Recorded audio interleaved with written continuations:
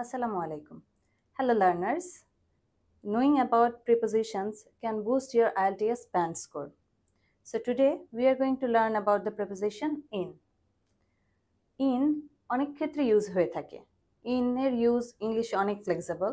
আজকে আমরা এখানে দেখব কি কি জায়গায় in ইউজ হয়ে থাকে। টাইম, যখন লং টাইম পিরিয়ড বুঝাবে, সিজন, ইয়ার, মান্থ, তখন আমরা in ইউজ করব।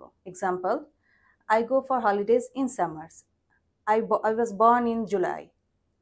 Next, space. স্পেসের ক্ষেত্রে যখন এরিয়া এবং এনক্লোজড এরিয়াজ বুঝাবে এবং যেখানে বাউন্ডারি থাকবে এরকম স্পেস বুঝাবে তখন ইন ইউজ করা হয়ে থাকে। যেমন, I live in New York City, there is money in my wallet. Next, duration. যখন একটি নির্দিষ্ট সময়কে বুঝাবে, টাইম ডিউরেশনকে বুঝাবে, তখন আমরা ইন ইউজ করে থাকি। যেমন, I will call you in 10 minutes. The project was done in 2 weeks. Next আসছে এক্সপ্রেশন। বিভিন্ন ইডিওমেটিক এক্সপ্রেশন দেওয়ার জন্য আমরা ইন ইউজ করে থাকি। যেমন, ইন ফ্যাক্ট মানে প্রকৃতপক্ষে, ইন মাই ওপিনিয়ন মানে আমার মতামত অনুযায়ী। নেক্সট আছে ল্যাঙ্গুয়েজ এবং ম্যাটেরিয়াল।